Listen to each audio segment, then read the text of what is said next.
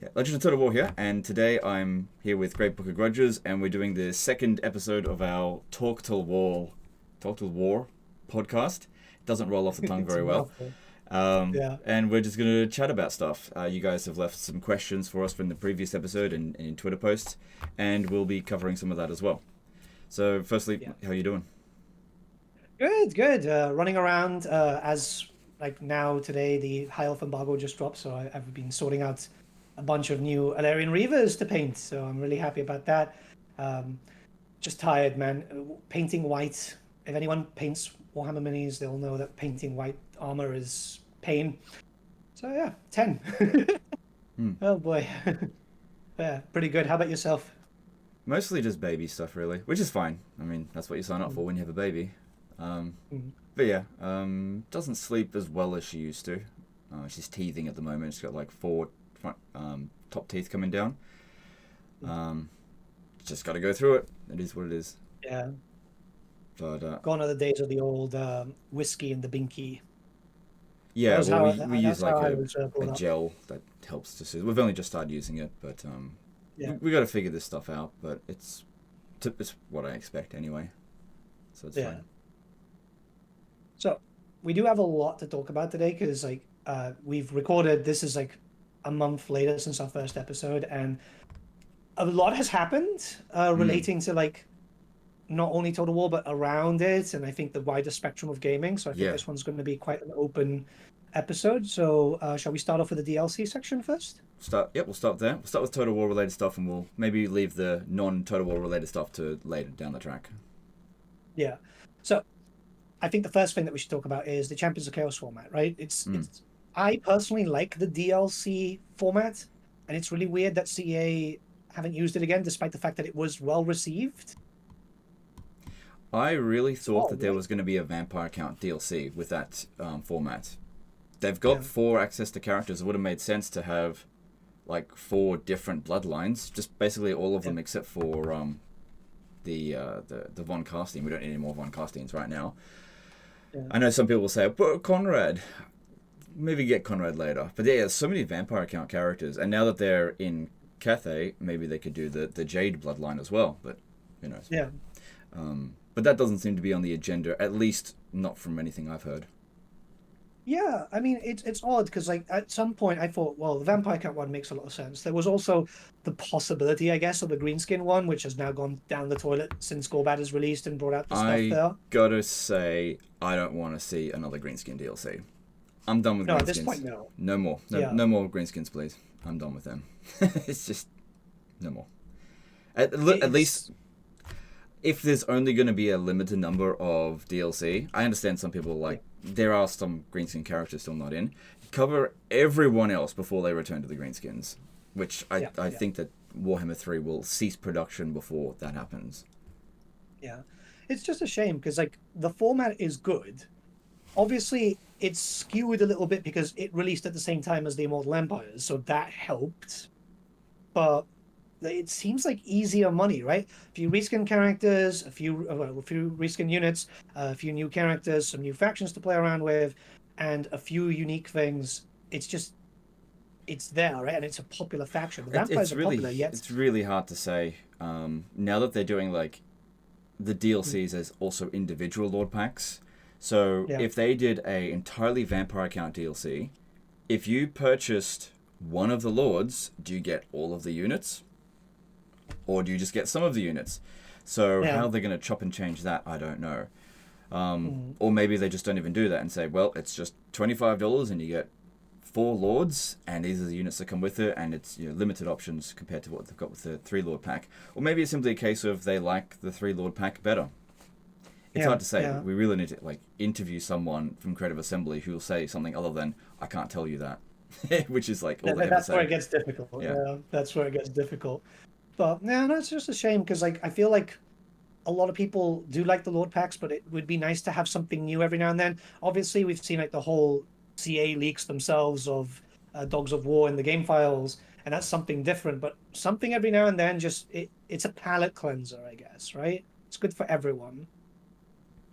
yeah, yeah. I think so.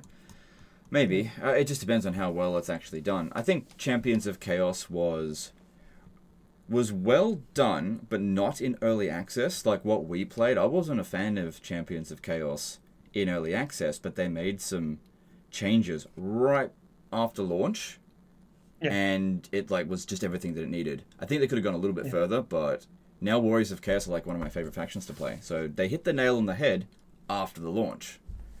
yeah. I think I think Warriors of Chaos just they really needed something like that big. And you're right, it was awful at the beginning because there were some clear issues with I think the upgrading was having problems and so on, especially since you had to upgrade your units. There were loads of But it bugs. definitely, They had yeah, supply line penalties, which that was horrendous to see. yeah, And they had no access to confederations. Now only Be'lakor and Archaon can confederate now still, which whatever. That's not the best, but at least it's available for them. Thing is, whenever I play Warriors of Chaos, if I really want to play as Valkyr, I'll play as Be'lakor and I'll just confederate Valkyr. yeah, I mean, obviously she does have her own unique tech tree, but I just don't think tech trees are really that much gameplay. Not yeah. that big of a deal. But I like the Warriors of Chaos. I think they're in a really good place now. I don't think they need a new DLC for themselves, especially since they just borrow from everyone else. Like if Yeah, Norska is part of the next DLC, as if yeah. Warriors of Chaos won't benefit from that as well, and they'll I benefit kind from of the like Slanesh that stuff. system. I like I it as kind of well. like that Yeah, system. Yeah, that's good. I mean the Beastmen have been like the true winners of Warhammer 3, haven't they? Like, Yeah, they haven't had a single DLC, but they've gotten so much content that it's basically a DLC just from borrowed stuff from all the Monogod stuff, and they're going to get more stuff with the with Slanesh, assuming that's what's coming next. I think it's a pretty safe assumption. yeah, it could end up being something completely different, just halflings or something. You never I know just with got a link CA. coming in, guys. Lords of Yes, Carrick Eight Peaks. there we Three go. ogre lords that are playable for the dwarfs. No, I'm just kidding. Oh god. Yeah, no, I mean, one thing that obviously a lot of people talk about and stuff and speculate is the whole thing of Games Workshop. How big is their involvement in the game? I think a lot of people don't seem to realize that a lot of things that CA can and can't do is, because of GW. They say yes, no, stop it. Most cases, it's like, oh yeah, do your own thing, and everything goes to shit. But it's important, right? Because I think we've seen a lot with Space Marine 2, haven't we? Especially like Games Workshop have been like really like, oh look, Space Marine 2. um, yeah, I really don't spend a lot of time thinking about Games Workshop, to be honest, in terms of their involvement with Creative Mm, Assembly. Um, I feel like because it's their IP, it's totally fair for them to decide what Creative Assembly can and can't do. Obviously, we would mm, like them to be able to have free reign and just do whatever they well, free reign, do whatever they want. We end up with weird stuff, I suppose. yeah, Um, but free reign over existing lore that respects it, yeah, sure.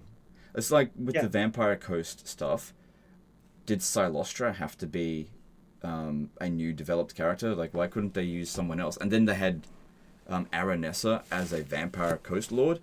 So Mm, that just felt really weird. And apparently they had to yeah. go a lot back and forth with Games Workshop for that. I, to this day, still feel like Aranessa should actually be a Norscan Legendary Lord. Like, obviously, Yeah. the rest of the Norskans should hate her, but she should be like Norscan Lord with like Sartosan pirate units and no Mhm. undead shit. None of that. Yeah. That's what I think It does anyway. make me question how that came to pass. And then certain things like, for example, GW, it's known that GW said no beaks, right, for the Zangors. So I feel like maybe they were a bit more relaxed during Warhammer 2 because like everything was going so well. And then when Warhammer 3 ship show came in, they were like, okay, no, we're going to step in a bit more because they are active. We know this. I did an Yeah. interview recently with the guys from Cubicle 7 about the Old World RPG, and they're like, no, yeah, Games Workshop told us don't let the Beastmen stay in the shadows. We want to see them actually show up a lot more and so on. It's just like they're involved. I think it's a good thing. People give them flack, but like you said, it's their IP, it's their money, right? It's big money too. Mm. Yeah, it's fine. It probably slows things down a fair bit though, but it is what it is. As long, Yeah, like I don't really care if things are slow as long as they're good. If things are slow and then you get something like um, Shadows of Change, that's not good. yeah, yeah. So still on the Games Workshop stuff, and this is something that I talk about on stream every now and then. It's the whole source material that they don't tap into. We know, like, it's an odd thing because we don't know if they can or can't actually tap into, say, for example, Warhammer Fantasy Roleplay, which I feel like if we do get a Norska DLC anytime soon, we should really tap into Warhammer Fantasy Roleplay because there's like Norscan whalers and stuff like that. I feel like it's always this really odd situation. The same thing with the old world. Would you like, say, for example, that Tomb King dragon in game? I don't know anything about that.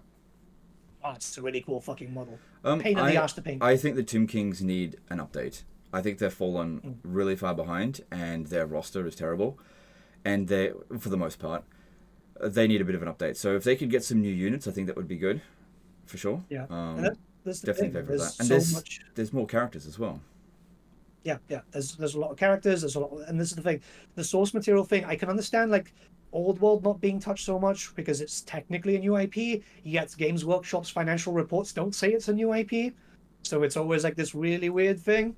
But like Warhammer Fantasy Roleplay is the same thing, and there's loads of stuff there that can be used. It's the same thing with like different types of beastmen or Imperial soldiers. So you don't get like, say for example, a handgunner unit with heavy armor and call that a new thing. Yeah. You know, I don't know. It just seems weird. Yeah, I mean, there's a lot that they can do with Total War Warhammer, I suppose, and I think they should still focus on the things that are most likely going to sell, because is what's likely going to keep the production of it going, and do the more niche things later down the track, which is why I think that Games Workshop kind of withholding Ind, Kuresh, and Nippon is a bit iffy, unless they've got plans for that later down the track for Old World. Who knows? I just don't know. Yeah. But yeah, I do believe race packs tend to do very well, but Ind, Kuresh, and Nippon would be significantly more niche than the Chaos Dwarfs. I don't know, man. The idea of like an army of like snake men, that's kind of cool though, right? Like No, big totally. fucking snakes. I agree, but a lot of these DLCs with these characters probably tap a lot into nostalgia. These characters that have existed for 20, 30, 40 years. And then when we go to Ind, Kuresh, and Nippon, what characters have been around? They have to create entirely new characters.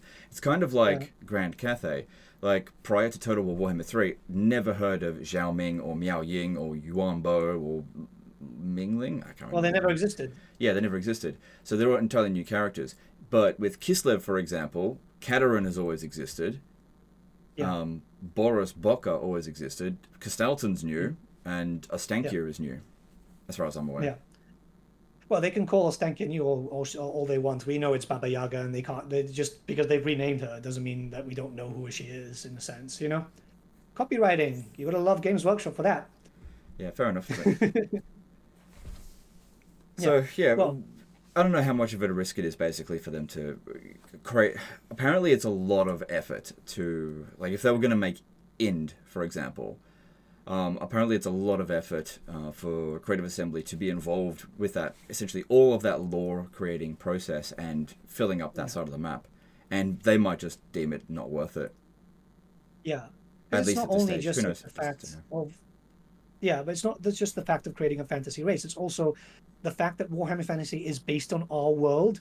You have to be sensitive when you're creating a new faction based on a different culture, because you can offend a lot of people, and it's like from like a religious point of view, it can be a bit iffy. Yeah, that's probably why they never made Araby. I was really looking forward to a possibility of Araby showing up, and I still don't think it's impossible. Yeah, I just think it's really unlikely. I'm keeping the flame burning. I believe. I still think there's only going to be 3 DLC left. That's what I think. But we'll wait and see. Things can change. So, on the topic still of DLCs, the Chaos Dwarf campaign is very different from like everyone else's. It's a lot more structured. There's a lot more mechanics and so on. Do you think that going forward we should start seeing more campaigns like structure, like much more than just here's your basic faction, go in, maybe have like if CA Sophia are involved, they do a very good job with campaign mechanics by just like loads and loads of numbers go up mechanics basically. So I think it's a safe assumption that anything they work on in future is probably going to have more detailed campaign mechanics, because I think on the battle side of things they tend to not be. That's not their expertise. They're really good at making good campaigns. So Yeah. I think it's quite likely that the next DLC, Slanesh, whatever, will have a fairly intensive campaign mechanic with multiple new resources for them to play with. Well, for Yeah, I the new hope so. DLC, Lord. Maybe I just don't know. Hopefully they have enough funding for that, because one thing I've always been very vocal about it. Whilst I didn't like Troy that much of as a game, I will always praise all the DLCs that came in with all these unique style mechanics. Memnon's one is really, really good. And just in general, what they did with that whole like role play system, the questing mechanic to pick up like one of those ancient creatures, is like that stuff in Warhammer would be freaking epic, dude. I never played Memnon, so I have no idea what you're talking about. I played a little bit of Troy when it first came Yeah. out, and then I really didn't follow the DLCs after that. But Switched off, right? what's that?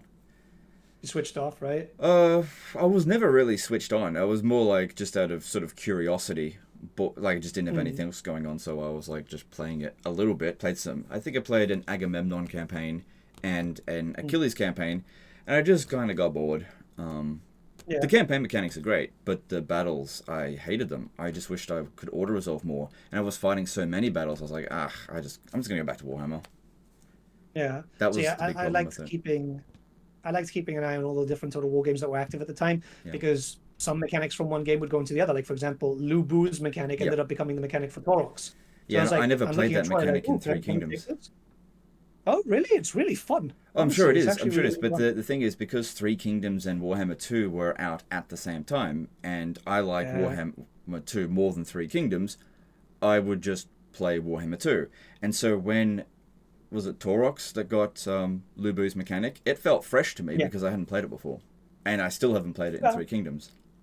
But I do like so Three I keep Kingdoms. going. I do like Three Kingdoms. Yeah. I just don't like it as much as Total War Warhammer. That's all. Well, yeah, everyone's got their like their preference and Yeah, so on. Like nothing I wrong like with that. Warhammer more.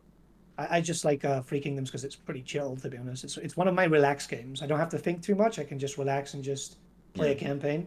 Yeah, I can't But yeah, relax when I play a Total War game.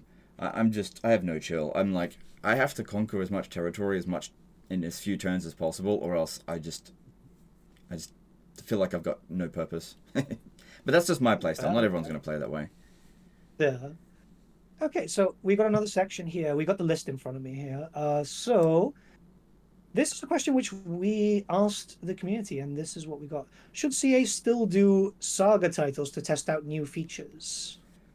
It depends. I don't think that's a yes or no question, or yes or no answer.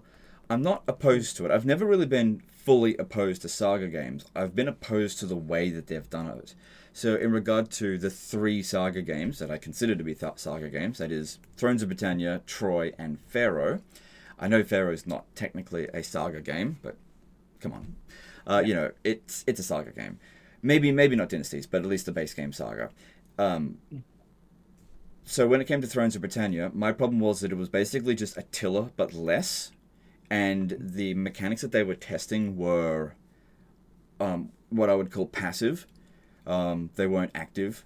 And the differentiation between passive and active is basically how much player input does this mechanic require in order to work. Passive mechanics, just like you press a button and that's it, it just sort of works in the background. Like dilemmas, for example. Yeah. They're passive mechanics. Whereas something like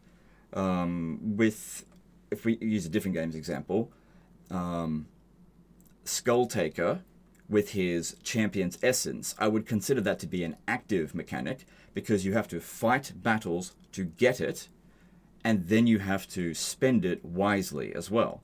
So it requires more player input in how you activate that, as opposed to one click and then you just move on and it's the effects of that are whatever they might be. But there's going to be grey areas in between as well. Yeah. Just I depends how think when much it they want comes to do that. to I think when it comes to sagas, like it started off okay in a sense. It was just handled pretty badly. Because it technically, from a CA press release, the whole Fall of the Samurai was technically a saga because it was a standalone. Right? Yeah. I don't know. I kind of And see Fall of Samurai as Shogun 2 expansion. The problem that we get into with this kind of stuff is that you run into arguments of terminology.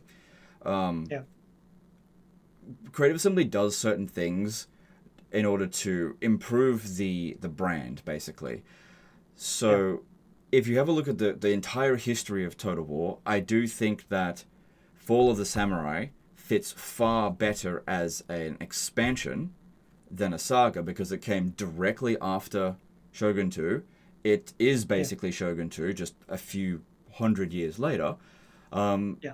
And it even got it in the title, like Shogun 2, Fall of the Samurai, but they sort of, over time, have moved that out of the way and Yeah. just said Fall of the Samurai, Total War Saga. So it's like rewriting history in a way, as in Total War's history. But if they Yeah. want to call that a saga, it also kind of fits as a saga. But the thing is, as well, with that, is that you could even call Total War Shogun 2 a saga game because it's a small, isolated Yeah. part of the world and like a civil war. A lot of these saga games are civil wars. Shogun 2 could be a saga game. So we run into just like constantly putting these definitions on things all over and it gets messy. The thing is with Shogun 2, though, there was the original Shogun 1, so, I mean, we could sit here and argue that all day. But I guess it just doesn't matter. Maybe I shouldn't call Total War Pharaoh a saga game by that exact same definition as well. It's really hard to say. But yeah, if they're using saga games to test out new mechanics, I don't have a problem with that. But then Yeah. the price shouldn't be so high. That was the big problem with, I think, Total War Pharaoh. I wouldn't have had Yeah. any problem with Total War Pharaoh if they were like, here's the game, it's £20. It's clearly a reskin of Troy. I don't think many people would have had a problem with it. They probably would have sold a lot more, and they wouldn't have put such a bad taste in everyone's mouth. And then, of course, the pre-order bonuses being cosmetic packs and all this kind of stuff, and them saying that it was a full release. It just puts a bad taste in everyone's mouth. I actually think of the Saga games, Troy is the best of them because it's probably the biggest success out of them.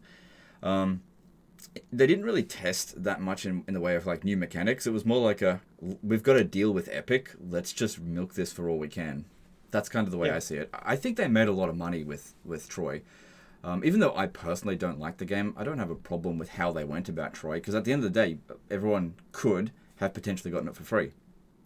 So if it's a win-win-win, the only people that hate that situation is ones that don't want to support Epic Games, and that's fair enough as well. Yeah. I mean, I don't mind the idea of sagas. I feel like if they pick the right time period, it works a little bit better. The thing with Britannia is we had just had Attila. So it's more or less around the same time period. 3 Well, years difference between them. Yeah. So what's 3 the years. point when you're doing that, right? It's so close. If they would have just gone, okay, let's do something a little bit different. Let's focus here. There's so much they can do. It's just who like my question is who went, okay, let's do Troy and then let's do Pharaoh, which is more or less around the same period, and then it just feels Well, these are oftentimes, empty. I think, business decisions. It's a lot. Well, I think putting my business cap on, making an entirely new game from scratch costs a lot of money, and maybe that new game would sell 3, 4, 5 million copies, but it could have a budget of 20, 30 million pounds. Who knows? I don't know the exact figures. But then you got a business type going, well, we've just made Troy, and we spent 2 or 3 years on that. Why don't we just make Pharaoh, and that way it's only like a couple of months to do it. It's a minimal budget, and we'll just see how much money we can make off that. I don't think it worked for Pharaoh, but that I think is the case with many examples throughout Total War. Like they made Rome Total War, and then a few years later, Medieval 2 was made by a secondary studio, the Australian studio. So it was probably very cheap to make Medieval 2. The difference is Medieval 2 is fucking amazing. Yeah. Because it had a really good baseline. Because Rome Total War was just like the best strategy game of all time when it came out. Yeah. And so they had a really strong foundation. And Medieval 2 refined a lot of the really jankiness of Rome 1. And it was a great game. But the problem with Troy is that it didn't have a very good foundation. Its foundation was built on sand because it was already Warhammer 2. And Warhammer 2 was built off Rome 2. So it's like iteration of iteration of iteration. It's got too much spaghetti code at that point, and the combat just didn't really work. because melee infantry, specifically in the Warhammer engine, don't really function very well.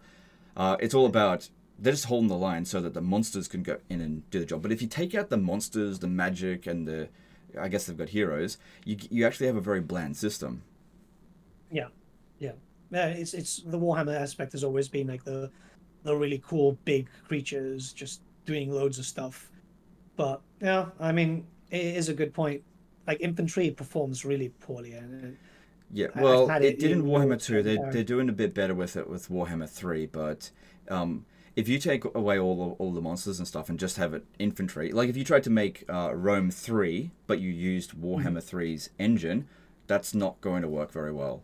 You're far That's better off like going all the way back to either Three Kingdoms or Total War Attila because it does infantry much better. Total War Attila is particularly good for it. Like it's got matched combat, it's got a good flow for morale systems. It's got good battle mechanics as well. It's got some serious optimization issues, so fix yeah, that. Um, but it has got like a good foundation for battles. But they've thrown that away for the yeah. most part. I don't know. Mm. You can even go back to So Shogun 2. Like Shogun 2 still visually stands up today. uh, a lot. Like it's one of those games I keep going back to every now and then. It's like this game looks good, feels good. Yeah, You know, it plays really good. it's 13 years old as well. So So it's you want those games that stand the test of time, though, don't you? You know, those are the ones that even if they've outdated the graphics by this point, it still feels like the same way that you played it back then, in a sense, right? yeah, I guess so. I do think that Medieval 2, Shogun 2 are definitely standing the test of time. I don't feel the same way about Shogun 1 and Medieval 1. I think a lot of that is nostalgia, and it's just like the Yeah, 2D sprites. It really just feels like late 90s, early 2000s. Medieval yeah, 2 is just visually outdated, but I think mechanically still works just fine. Shogun 2 mechanically and visually works fine. And then I think Rome 2 visually looks fine, but I've always had problems with the mechanics even from day one. I think it is somewhat built on quicksand. And a lot of people that like Rome 2 will often say, oh yeah, but I heavily mod it. yeah. Modding doesn't really modding adds to the game. It shouldn't be the solution. Yeah, yeah, I agree with that. Yeah. All right. So this one's going to be a pretty out there question, but with the likelihood of 40K being a thing, would historical get ignored for another 10 years? What do you think? I don't want that. I Yeah. think that historical Total Wars have taken a bad rap the past 5 years. Yeah. It hasn't been good for historical fans. I mean, Rome Remastered was not as remastered as it should have been, in my opinion. It's still Yeah. fine, but it was not as good as it could have been. Um, Yeah. and then abandoned before it was met its full potential. Um, Troy was a big success for the company, but not a good game, and I think that was a really confusing situation because everyone, like, so many people downloaded it for free, but then it Yeah. doesn't really have a big fan base at all. Yeah. So to reskin that for Pharaoh was just not really going to work. Bronze Age was not particularly popular to begin with, and they overdid it. It just depends on what they're focusing on next. I'm hearing Medieval 3. I hope that that's the case because I feel like if you were to poll every single person that is still interested in buying a Total War game, a historical Total War game, the highest polled result is probably going to be Medieval 3. Yeah. But they've got to do a good job of it. It can't just be like if it visually looks like Pharaoh or Troy, like it's just reskinned that. I think that's not what they need. They need to like Yeah. really make a new engine for the historical games and build it somewhat from the ground up. Obviously, you could Yeah. borrow some lines of code or a majority of them. I don't know, and Mm. it should feel like its own new game. It Yeah. shouldn't. It shouldn't be like, well, I'm playing a medieval flavored Troy, because then in Yeah. essence you're still playing Rome 2. Yeah. Because the thing is, Yeah. like, Oh, definitely. between Shogun 2 and Rome 2, those games don't feel the same. But even now, when we play Warhammer 3, Warhammer 3 still retains a lot of that Rome 2-ness to it, that sort of clunkiness that came Yeah. in from Rome 2. And Rome 2 is now 12, yeah, nearly 12 years, 11 and a half years old. It's time to actually make a game that feels like an actually new game. It's really weird going like hearing you and going, oh my God, 11 and a half years. Oof. Hmm. It's the passage of time, man. It's the passage of time. Oh. Yeah, it hasn't really been a great 11 and a half years for Total War. I think, or really great 12 years for Total War. There's been a couple of great successes for sure, but I think there's more failures than successes, and that's not great. Well, it's a back and forth thing. Yeah. Like for example, Warhammer's been up and down. I would say thanks to Warhammer 1 and Warhammer 2, there's been more ups than down, and now Warhammer 3 seems to be kind of trudging on the up. I'm scared about a potential down I again. I think that Warhammer 3 has now reached its peak, and it could only like get higher player counts or be considered better if one, they make a massive improvement to the AI, which that might happen, or two, they increase the frequency of DLC and actually bring some really big characters into it. So Thanquol, Yeah, Nagash, Volton, Sigmar, something like that, rather yeah, than sort of obscure characters like lesser known demons. I just don't think the yeah. demon races are super popular, and they're the front line of all of these DLCs, which is fine. But I just don't think it's going to. I think it's going to stagnate now. It's like not going to go down, but it's not going to go up either. Yeah. I mean, it seems to be on the up at the moment, and then I mean, Over if the we had the last few level of months, it's support, been a bit down. If you have a look at the player yeah, yeah, count, it is quite down. But I think yeah, that's largely due to all these other games that have come out. yeah. There's been a lot of games, and we'll be But talking Warhammer about that a 3, little bit in the later. past 12 months, if you look at it from an average, which would Yeah, include Thrones of Decay, it's been a pretty strong 12 months. You know, they've had, yeah, I think, an average higher player count higher than Warhammer 2, which that's good. Um, yeah. but I just don't think it's going to get any higher than this, that's all. But I'm like happy to be proven wrong. That's what I thought. Oh, have we stalling? All right, I'm just gonna pause the recording and just try to reconnect.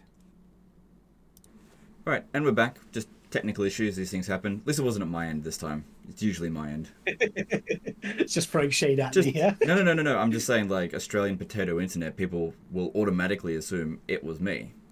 I just Yeah. feel the absolute compulsion to be like, no, it wasn't me this time. I swear, it wasn't my internet. For once, it wasn't me. That's all Which is good. great. That's all good.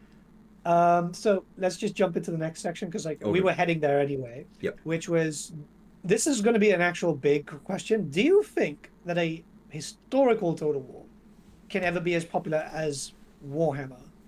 Warhammer 40k, maybe not. Warhammer Fantasy, absolutely. But the thing is to keep in mind is that since Shogun 2, there hasn't been a a brilliant historical Total War game. Three Kingdoms came close, but they shit the bed with the DLC. But they came Yeah. close. Rome 2 is divisive, Attila's divisive, Thrones of Britannia is divisive, Troy is divisive, Pharaoh's divisive. It's been, it has, we haven't had a brilliant historical Total War game. Um, Yeah. there's been massive problems with all of them. So if they release Medieval 3, and it is the Total War game that we've been waiting 2 decades for, then yeah, I don't see any reason why it couldn't be more popular than Total War Warhammer 3. I think that Warhammer 3 doesn't really even set that high of a bar. Because if you have a look at concurrent players of Paradox games, Crusader Kings 3 is kind of, like, maybe not quite as much as Warhammer, but what's it called? Hearts of Iron 4, it's like Yeah. way bigger than Warhammer Fantasy Total War. Yeah. And then you look at most Civilization games, like even Civilization 5 still has like an average of 20,000 concurrent players. That's ridiculous. People Yeah. love to play out their history. If Creative Assembly can capitalize on that, especially on the Civilization players, and take that market share, especially after what's happened with Civilization 7, they've got the perfect opportunity right now. Make a perfect Medieval 3 Mhm. and capitalize on all the disgruntled Civilization players. It'll surpass anything that Warhammer 3 ever did. But it has to be really good. And the thing is, if it is Yeah. really good, every single Total War creator will get on board. Even the ones that have been like pariahs because they've been criticizing Total War for such a long time. Yeah. I don't You get know. Pixelated Apollo back, you get Volan back, you get all of these players that have just gone come back Mm. and hopefully But the praise it problem and is, it support it. needs to be really good, It has to though. be Like really that good. game. It can't Yeah, just be like, it's good graphics, but it's buggy. That won't cut it. yeah. This is one thing that annoys me with game developers. It's not just a CA thing. It's like everyone's like, "Oh, the graphics are this. The graphics are amazing." It's like graphics would be amazing, but the game just still fucking Yeah, sucks, right? everybody. Like, I think the thing is, and this is something that I'm learning more and more over time.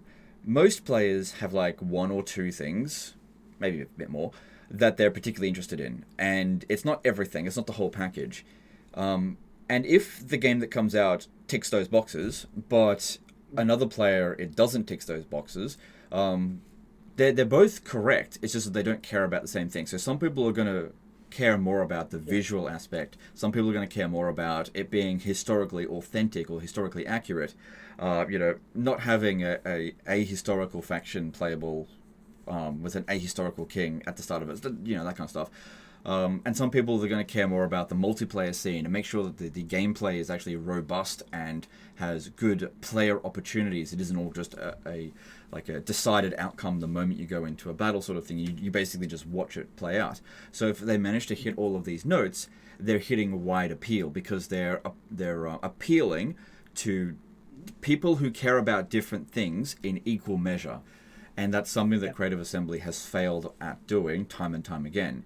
And instead they hyper-focus on like one or two things and they get that niche, but they miss out on everyone else.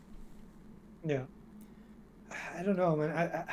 I look at it like 40K it won't beat because like the 40K fans will buy anything. Like holy shit, the Krieg Like box I just said, recently came out. yeah, 40K is going to be interesting to see because even if it is a complete shit show, which I think, flip a coin and basically that's the odds of it being a shit show or not, it's going to sell 3 or 4 million copies regardless. People are going to pre-order the deluxe package that comes with one reskinned helmet or whatever for your zoomed in Space Marine or whatever. They're going to make a bucket load of money. But the difference is, are they going to make a bucket load of money or are they going to make an even bigger pile of money if it's actually good? We'll just see, because if it's good, they'll sell more DLC, they'll retain the player count, because otherwise what they'll end up doing is creating a Dawn of War 3 scenario. People will buy it, they'll hate on it, it'll get to mostly negative reviews, and then the player count will dip off to nothing really quickly, and they'll cancel future DLC. Because that's where they make most of their money, is with DLC. The hook is the foundation of it with the base game. They'll make a lot of money off that, but they'll miss out on a lot of future sales if they don't do a good job of that launch. The launch of Warhammer 40k has to be good. They cannot fumble this. Yeah, it's I don't know, like it scares me with that idea, right? Because it keeps coming back to it. I'm scared of another Warhammer 3 happening in general. Me too, yeah. Because it starts looking decent and then it just turns into a shit show, especially with everything that could go wrong. Same thing, not just like for like 40k, but also for like a Med 3 or whatever, because you want these games to stand the test of time. And it's very sure that now, especially the gaming world is so volatile, where like we're gonna in a few weeks time we're gonna hear about like layoffs happening at that studio that made Civ 7. It's like almost certain at this point, right? I'd say there's a chance of it, but why don't we talk about Civ 7 in a little bit? But I think that's a topic in on itself. I think that is a possibility. But yeah, when it comes to Creative Assembly, I mean, they've already had their massive layoffs. I think when it comes to 40k, if they, like, I'll be perfectly honest, if they fumble the ball hard with 40k, I'm done. I'm walking away from Total War. I'm done. I've had enough of bad launches with Total War. I'm going to leave Total War if it fails. To a certain extent, like if it's like it wasn't the greatest launch ever, but it wasn't a Rome 2 or Warhammer 3 launch, then I'll probably stick around. But if it is an absolute shit show right from the get-go and the community ends up bloody cannibalizing itself, I'm just going to straight up walk away. Legend of Total War gone. I'm just going to drop the Total War from the channel name and I'm just going to do something else. Watch out for that rebrand. Legend of Well, Total War. I hope that that doesn't happen, but I've made the decision Yeah. that if they fumble the ball with the next major release, which I'm assuming is 40k, I am done. I'm gone, and I'm gone forever. I'm not coming back. If that happens, but that's just me. Some people will be whatever they're willing to keep playing on, but I've just had too many of these bad launches in a row. I'm ready to play other games, basically. I'm not saying it's the end of me on YouTube. I'll just rebrand. I'll probably have to mostly start again from scratch, but there's an old saying, it's better to be at the bottom of a ladder you want to be on than at the top of a ladder you don't want to be on anymore. And I feel like I'm at the top of a ladder I don't want to be on anymore. And I've been that way for a long time. See, I'm with the it will depend on me. Like if 40k is good, cool and stuff like that, but it depends on how they leave Warhammer 3. Yeah. If they leave it a broken mess like they did with like Free Kingdoms, where the only way to properly play it is by downloading a community bug fix mod and so on, I'll be less inclined to jump onto the 40k stuff or Medieval 3 or whatever. I'm going to be a bit more forgiving with that stuff. If 40k launches well, I don't care about the state that they leave Warhammer 3 in. Because I'll just be perfectly honest, when Warhammer 40k comes out, regardless of whether it's good or not, I'll probably never play Warhammer 3 again. Not saying I hate the game or it's a bad game or anything like that. I got 8,000 hours in the game. I think it's time to move on, basically. I mean, I'm happy to play it for the next year or so, that's fine. But when it is time to move on, I'm probably not going to come back to it. So I really don't care if they leave it in a really horrible state. I hope that they don't, because I know that there will be a lot of people that want to play. But just from my personal perspective, what I care about, which everyone's going to care about something different. If Warhammer 40k is amazing, I just won't care about the state that they leave Warhammer 3 in. See, I'm a bit of a different boat because I'm emotionally invested into this.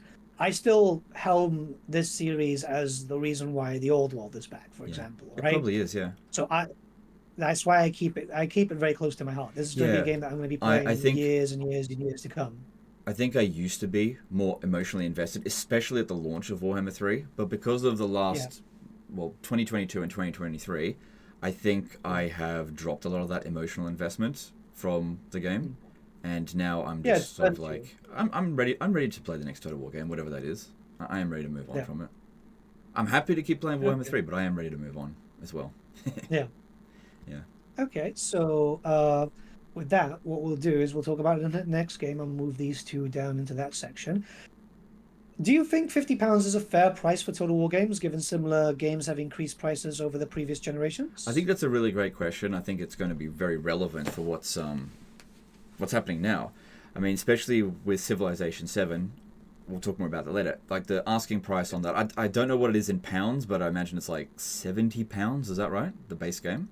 I think so. I know that when we last talked, the special edition was like £100. I'm like, what the fuck? Yeah, is just that, the base game, like without the special editions. I think it's very expensive, and so Total War is a trend follower or Creative Assembly trend follower. So, it is likely that the next Total War game, if it is 40k, is probably going to be £70. I don't have a problem with that as long as there is value in those £70 or $120 or whatever it is it's going to be depending on your currency. But I know not everyone is going to feel that way. Some people, they don't have, or they don't want to spend big money on a big game. They want to buy an indie game, or they want to buy a Saga game, and that's fine. It's going to suck for them if that is the case. But from my personal perspective, as taking away the YouTuber Legend of Total War and just talking about the player Legend of Total War, I don't care if they charge £200 or $200 or £400 for a Total War game, as long as it's £400 worth of value. Like if they made Medieval 3 and at launch it was like all of Europe, the northern half of Africa, and like all the way to China, and had detailed factions all throughout, and it had like easily thousands of hours of replay value immediately from the start, then I'd say that that's like $400 worth of value, because you would otherwise have expected $400 worth of DLC. So it definitely comes down to value. On the other flip side, if they do something like Pharaoh, where they're clearly offering something that is not high value and charging a lot for it, that's not going to fly. So Yeah. I don't think the price matters that much for the majority of people, as long as people feel like they've got value. Because what they'll do is they'll they'll relate the amount of money that they're spending based on the amount of time that they think they're going to play it. So for something like Yeah. Pharaoh, I would have probably only played that for 20 hours. That wouldn't have been good value for me. But something like Total War Warhammer, I got thousands of hours on it, and so that's good value. If the next big Total War game, I'm going to get thousands of hours on it, then price is going to it's going to be fine. What's the general saying is like it should be £1 per hour or something like that for a video game? I don't think that is relevant at all. I think every player is going to have a different dollar value per hour that they're going to put down, and I think trying to find like a mathematical equation on that is just don't bother with it. And I think that trying to convince someone saying, "Oh, but it's only the price of a pizza," nobody cares. This is stupid arguments that we've heard for ages. Everyone's going to have a different point of view on it. And also, there's also like how much enjoyment you're actually getting out of it. Like you could play a game for 1,000 hours and be like, "Well, a lot of that time I spent in load screens and it crashed a lot." And that will lower the value point of view. So using just the hours as the only metric that matters is just it's only taking one side into equation. We really need to look at it from a more nuanced, a wider perspective, and that just takes friggin' forever to go about all the different ways that people get value out of these games. You know, is it something that they were able to play with their friends for multiple sessions without desyncs, or did they attempt to do it and it just crashed and they couldn't get one done despite many attempts? These are all things that will either add or detract value from that game. Yeah, well, I mean, the price of gaming is going to get more expensive anyway. I think there was an article talking about the fact that most developers are waiting for GTA 6 to release because that one is likely going to be like $100, and then other studios will go, "Well, Rockstar did it, so we can do it too." I just don't care about any of that. The thing is, I've seen it, and it caused a lot of drama, right? But the fact of the matter is, I don't mind paying £100 for a Rockstar game because a Rockstar game usually releases really well, like really well. Well, they make an effort to make sure that the game that they release is going to be basically an instant classic. I mean, you look at Red Dead Redemption 1 and 2, GTA 5. I mean, how old is GTA 5 now? It's really old. So there is a lot of value proposition with those games, and they don't release a GTA Saga, a Troy or whatever, and it's like a reskinned version, but it's the exact same game, and they charge the same price that they did for the base game. So they don't really do a lot of that stuff. When they make a new game, it's like it's a new game. It's different. Like comparing Rockstar to Creative Assembly is difficult because the two companies function very differently. Creative Assembly is very much recycle as much as possible because they don't have wide appeal. They're never going to sell 100 million copies. It's never going to happen. Oh, no. So they need to recycle as much as they possibly can and create efficiency and also DLC, nickel and dime and all this kind of stuff. And it's just about getting the right balance of it, I think.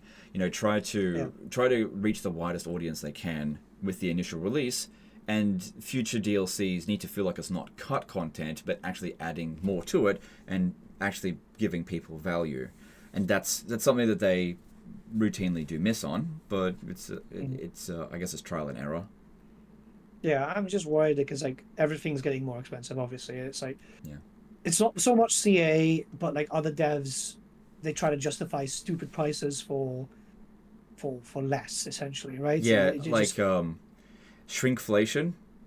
That's not going to fly, especially when you're part of a franchise. When you're releasing the 11th iteration of that particular franchise and then saying, well, game making is really hard. We used the same engine and it took us 6 months to make this, and we're charging you 50% more because game making is really hard. But the essence of it is usually because these companies are bought by massive publishers, and basically pieces of the pie are divvied up towards shareholders or people that actually had no creative input to the game. And the actual budget of the game is nowhere near what they actually say it is. Like when they say Skull and Bones or whatever is like $200 million to make.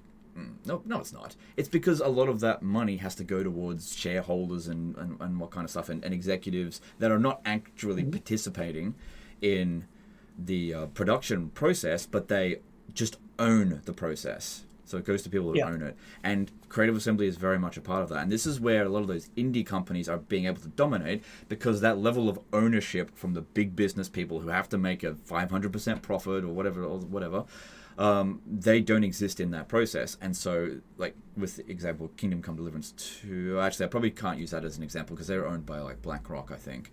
Embracer. Yeah, that I probably shouldn't use that example. Maybe Pal World, that developer team, they're now a publisher, aren't they? I don't know if they're Yeah, owned yeah. by a bigger corporation, so they're able to basically. Didn't they make Pal World for like $6 million, something like that? Yeah, it was a low amount of cash. It was a Yeah, low amount of cash, I remember. yeah, and it's a big A game, and it's low amount full of for stuff in it. yeah. It's a great game. I really enjoy it. Yeah. I think it is because there isn't that huge level of like corporate greed just taking the profits out of it.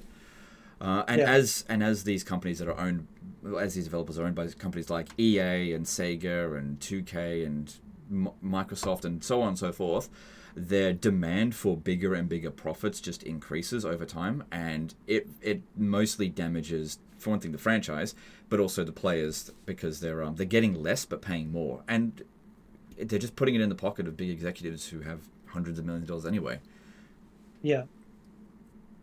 So Oh, that's sorry, I'm kind dying of just today. how capitalism. I wouldn't say how it works, but how it is. I Yeah, mean, it's how do you a break that brief cycle? insight. How do you break that cycle? I have no idea. I mean, if Yeah. Creative Assembly could break away from Sega, maybe. That's something we should talk about actually, because you know, what were the first ones that broke away? Not Relic, the other ones, Amplitude. So Amplitude broke away, and then announced the game that a lot of people apparently wanted. It was something Endless Legend, I think. Endless And Legend then 2, yeah, maybe? Yeah, I yeah, I think heard so, of that. right? Thing is, like, I don't follow Amplitude too much, but Me like I neither. saw a lot of people in like some of the group chats I'm in, and they're like, "Oh my God, finally!" I'm like, "Okay, this must be big." And then Relic's broken away, well, Crypto Bros, but and they're kind of like hinting of like, "Oh yeah, we're going to bring some stuff back into the limelight." There's a lot of rumors about like Dawn of War coming back and stuff like that. So it's like, a lot of people Imagine seem to be if breaking Dawn of off, and War, whatever comes next, Dawn of War Reboot or Dawn of War 4 comes out on the exact same year as Warhammer 40k Total War. That's going yeah, to... Creative Assembly will for once actually have competition. But yeah, yeah, sorry, go on. like the two. No, but that's a good point. That's what that was kind of leading up to. Like, if Dawn of War gets announced at the same time as Total War 40k, they are vastly different games, but that is splitting the audience right down the center. Yeah. It's going to be And the really thing like that is, is competition. if both games are shit, then I mean that's pretty much expectations with Relic, I suppose, and Creative Assembly. But what if both games are good? Then that'll be really weird, because what if, because both games are good, it ends up making both games a failure? Just Yeah, because they can't they release at the couldn't same time. they couldn't capitalize on it, because maybe the player base only would buy one of them. I don't know. A hypothetical stuff, probably not really worth discussing on games that haven't even been announced yet. Yeah, no, but it's obviously something to keep in mind, because like as those rumors start popping in, especially with Relic doing that really weird announcement. Actually, it was just kind of like, oh, we're going to focus on smaller games, but we're looking at our legacy games and stuff like that. Mm. It's like, oh, that's interesting. I mean, fix Company of Heroes 3 first, and then then we can talk. Oh, That's a big they'll one, I just think. abandon that. I think some things Yeah, you just have to give up at some point. yeah, Maybe just have a small custodian team focus on that, but focus on the big win. If they can manage to get a Dawn of War reboot or whatever out, and it mm, capitalizes on the nostalgia and also actually sell as many as the original did, then yeah, Relic's back in the game. Same thing with yeah. Creative Assembly, Lots because of Creative money. Assembly, I believe they've kind of got a gun to their head at the moment. Like, the last year has been fine, but they haven't had any major releases. If they Yeah, fumble the next major release, because here's the thing, they can only have one launch. There'll only be the launch of Total War Warhammer 40k. That'll only happen once. And if they fumble mm, that, they're not going to get another chance to do that. And the quality of the launch is like building the foundation for the next few years of its DLC. If they fumble that, they fumble the potential of their DLC, and Sega's not going to let them get away with it. Obviously, there's an expectation that needs to be met, but as you've said, it's going to sell really well. There's no doubt about that. But if it's bad, the drop-off rate will ruin their future plans. Yeah, definitely. So let's jump into campaign section here, because there's a few things that Yeah. honestly I'm kind of curious to see what you think. Is it about time that campaign became a lot more structured? I'd love to see the campaign map aspect of stuff more similar to that of a Paradox game in a sense, right? I Just have thought a about that lot kind of more to stuff do. a lot in the past, Mm. and I think yes and no. I think that Total War games could be more detailed on the campaign map, especially in terms of like settlement management, especially because oftentimes it just feels really basic. Like it's just an engine for which you to generate your next battle. And it would feel good if these cities that we are capturing actually felt like living, breathing cities with actual populations. That would be great to see. But going to the level of Paradox and having like all of these different tabs of all these different mechanics, I think it's Mm. important to keep in mind that not everybody is going to want that. Yeah, And some people don't want to spend 5 minutes every turn on one city, on each city, just like managing all the different numbers that they've got to manage. Like if they want that, they'll yeah, go and play a Paradox game. So I think it's got to be like a little bit more depth, but don't go crazy with it because the Paradox games don't have the real-time battles. So the depth of those yeah, games entirely relies on the campaign aspect.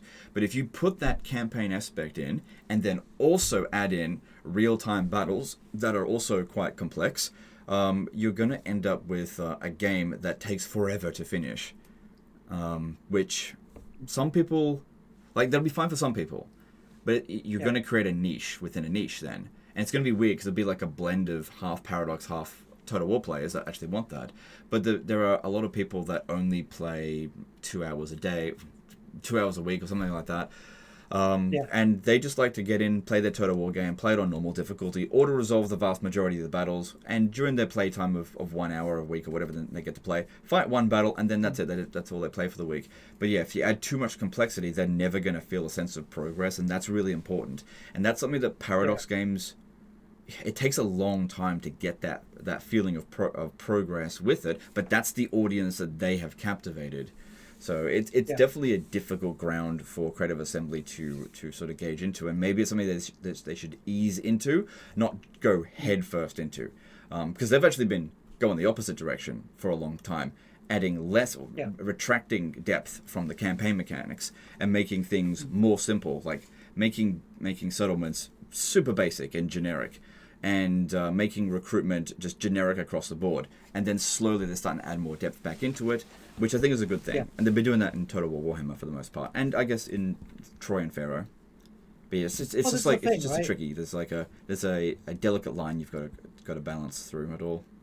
Yeah, I'm not saying like copy paste like CK3, for example, but like one thing that I want to see in the next historical Med 3 or whatever, right? I'd like to see the structure that we had for Three Kingdoms in terms of diplomacy, right? Mm. There was a lot more options. There was a lot more to play around with. It actually felt like you were actually going to negotiate something rather than I give you 5 gold, you don't attack me, right? Yeah, I'd like to see a lot more because it makes it feel like you're negotiating with another kingdom, for yeah, example, and that stuff is, I'd say, quite important. yeah. I And don't like the diplomacy system. It's that like was the what we big have. selling point for Three Kingdoms for sure. And then, Yeah, but the thing is, with the settlement system with Three Kingdoms was really quite bare bones as well, in my opinion. yeah, But yeah, I would like to see them add that level of depth back with diplomacy. At least the Total War games that came after it had a degree of that level yeah. of Small. it's more like they had half of the features from the diplomacy stuff. So Mm. I don't know. It would be good to see it, but I'm not sure. Like I Yeah. said before, if you add too Um, much depth, you're going to sort of scare off the players. You end up with a game too complex for the majority of players. Because like, just to be perfectly fair, not everybody is going to want that, and not like Total War players are not 100% super geniuses. It's actually mostly yeah, just average people. yeah, yeah. That's true. That's true. I just like I want to see. the series evolve rather than stagnate, and I think adding in a few extra bits in the campaign to make it feel a little bit like it doesn't have to be it doesn't have to be Stellaris, but like I don't think anyone wants another game like Stellaris. It's super complicated. Let At least to me, Stellaris it be is. Stellaris, and let Total War be Exactly. Total War. So don't try to be Paradox, be Total War, but just be the best Total War that you can be.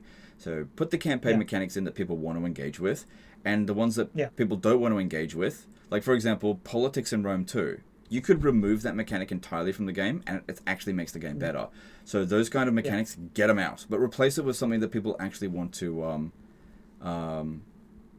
actually work with. Now, of course, when I make a generalized statement like that, some people will, of course, like that mechanic, but I do not think it was popular. Yeah. No matter what mechanic, there's always going to be somebody be like, I really liked that mechanic. That was my favorite, no matter what it is. Yeah. Yeah. No, it's a very curious and polarizing thing. I mean, people do that all the time. I go, it's like, well, there was never really a point to the mini campaigns in Warhammer 1. And then And I keep seeing people some going, people oh, love they them. should be back. Some people Yeah, love them, yeah. but they're not popular, and That's that's the argument that we make. But a lot of people think that because they like something, that they're actually in the majority, without taking any notice of what everyone else is saying. And it's really bloody hard to argue with those people. So it's like, yeah, okay, you like it, that's great. We're talking about like the 90% of other people that didn't like it. Somebody is always going to like it. It's like with Thrones of Britannia as an example. I oftentimes called it a shit game. But it had some people that really enjoyed it, and they would always get offended by the fact that I would call it a shit game, or it was not popular or anything like that. How can it be unpopular? I really like it. Yeah, It is what it is. I'm in the minority for something. Like I'm a big fan of the Sinesh faction. I know Sinesh is not popular. Like I know it's not a popular monogod. That's why it ended up being last. You know. Yeah, It's it's just how fine. it Like is. it's just something about being on the internet. You're gonna have to deal with. You're gonna have somebody argue against you, even if you're right, just because they feel like they've been personally attacked. It will happen every single time you make any sort of generalized statement. Because you can't speak on behalf of every single individual. It's just not possible to do that. Because you take like the 5-10 million people that are willing to buy a Total War game, and you ask them what their ideal Total War game is, and the more questions you ask, you will eventually get to a point where every single person has described a different Total War game. You get 10 million different iterations of a Total War game, because everybody has different things that they value and different things that they don't value. So you make generalized statements. You just like take a chunk from the middle and go, okay, there's the Total War game that we need to make. Yeah. And before we jump into the other games section, I've got a question here, which a bunch of people asked actually. Where is the fabled Siege rework? Why do you think it's not out yet? Because they keep mentioning it, and it's been many blogs where they've gone, oh yeah, we're going to do Siege improvements. We're going to do Siege improvements, and then it just never happens. I think they're just having like pathing issues, right? It must be pathing issues. I think they're just kicking the can down the road, to be honest. I don't think they're actually working on it at all. Like, why would they? I think they have to, because like this is a thing, and this is why I'm doubling back to the whole thing of when we see the end of Warhammer 3. If they've promised it, which they have done publicly multiple times, that they're going to look at the sieges and stuff again, and then we get to the end and it's not done, I am not going to be as inclined to trust them for future titles. Oh, you still trust them at this point? Are you serious? No, I don't. How do you have any trust for these guys left at this point? Like, I'm rooting for Creative Assembly, but I will never trust them ever again. Are you serious that you still have any modicum of trust for this company? It is completely burned with me for all time. There's no way nothing they say will ever get me to trust them. They're just such fucking liars. It's ridiculous. So when they say, we're working on the Siege rework, I'm like, okay, cool. Yeah. Cool. Like, I don't believe you. Show me the proof. See, I don't believe anything that they say. Show me the evidence. And that's fine. Like, like I'm still rooting for them, but I don't trust them. Have to, though. What's that? I feel like I'm feeling hopeful for like a Siege thing, mostly because they have to do it. You know, at this point, they don't have to do it. They don't have to. Well, they didn't have to do the AI thing, but they're doing it now, right? You're right. They don't have to. they might be working on the Siege rework. They don't have to do the AI reworks or update. They don't have to do this stuff. They're doing it because they're trying to win back community favor. Warhammer 3, they do want to leave Warhammer 3 in a good place. I mean, that makes sense.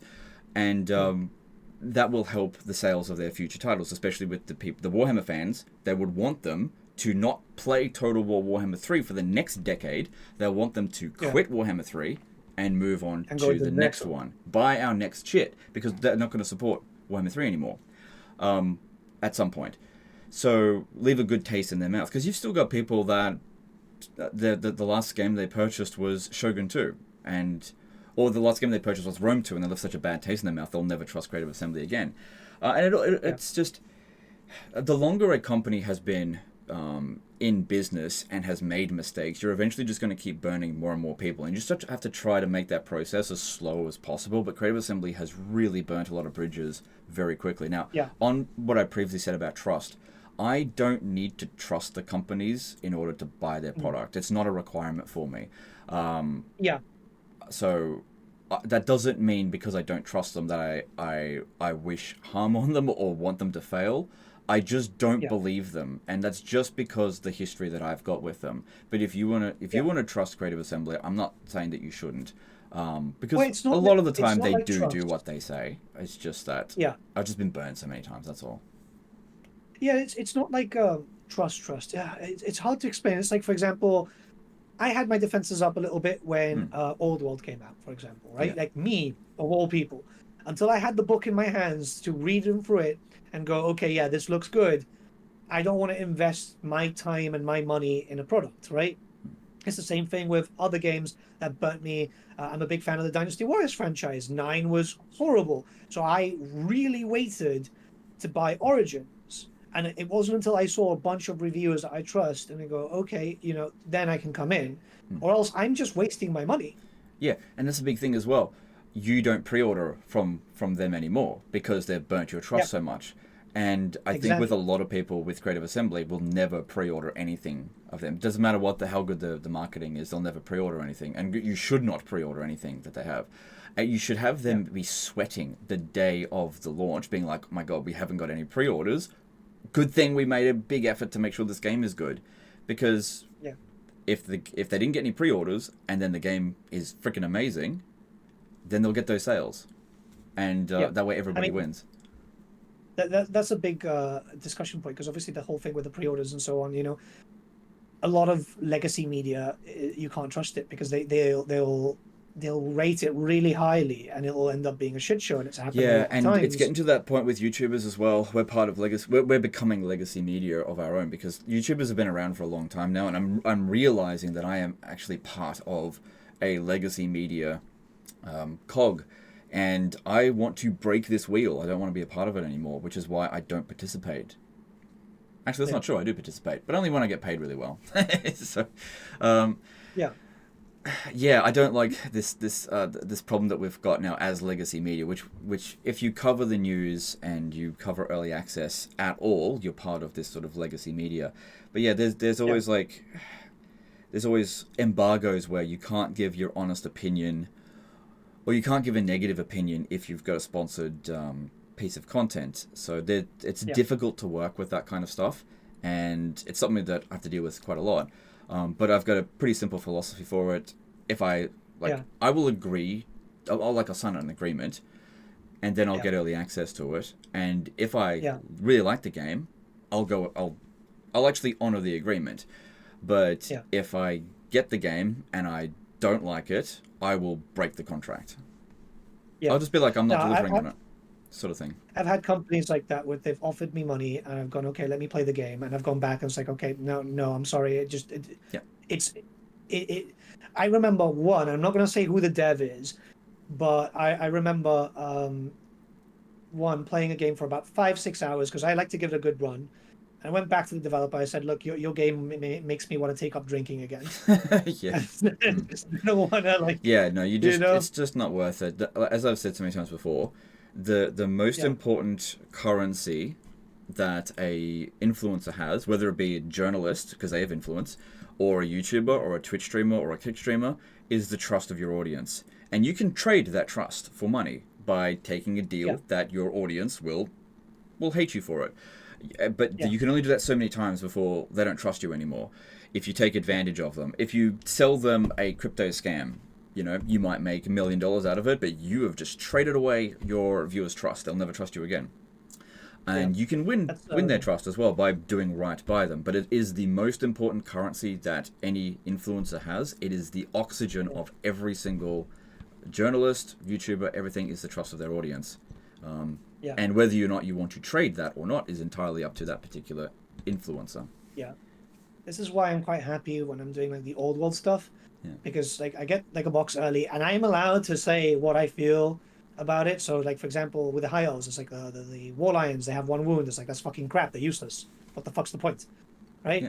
And it's people are like, oh, you shouldn't say that because GW will blacklist you. It's like, no, they won't. Like they want my opinion, which is why they gave me the book to review, right?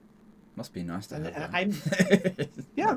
I'm fairly positive about old world stuff. I'm really happy. We talk often. Yeah, like, oh man, sure. I'm so happy about this and stuff. But Yeah, when no, there's something I don't hear like, great I'm things gonna say I don't about like it. the Games Workshop partner program for sure. Yeah, Yeah, they're generally great. quite cool with people, which is nice. Now, before we jump into the happy stuff, we've left like the good one until the end. We do have to talk about some big news. So Sega canceled Football Manager. That was a shock. So that is like really big news that I don't give a shit about. Well, thing is, we should in a sense, right? Because Well, first up, it's part of Sega Europe. Mm, It's 7 million copies that sold last year, which is a big one. mm-hmm. And when Sega Europe makes less money, problems start arising around the whole Sega Europe, right? Maybe. So it's just for me, I'm like, ooh, this was weird. I mean, I didn't even know this was so popular. I think it's like really alarming if you have stock in Sega Sammy or you like Football Manager. Like if you're a fan of Football Manager and they're not making this year's iteration of it, then yeah, obviously you would care about that. But for me personally, I don't have stock in Sega Sammy, and I don't buy Football Manager. So while I can agree it's a big deal, I have no emotional investment in it whatsoever. So all I can say is I don't give a shit, and I'm not well read about it. But yeah, it's absolutely a big deal for sure. And what the ramifications will be for Sega, it will probably be quite big. But I also just don't care. Well, my worry is obviously this is like 7 million copies, so that's what it sold last year. Doesn't mean that this year's version would have sold the same. Yeah. Are they going to look at the other studios part of Sega Europe and go, hey, we've had to cancel this. We need to make our financials look good. You need to finish up this project, and release it earlier. Well, which can have a knock-on effect. They're going to sell away their future if they do that. They're going to crumble and die if they do. They're basically going to be what's happening with Ubisoft. Ubisoft's crumbling at the moment. There needs to be with these billion-dollar companies, I get that you've got to appease the shareholders, but what might be better is just being honest and saying, look, we're going to have a couple of bad years. We've got to do some restructuring. We've screwed up.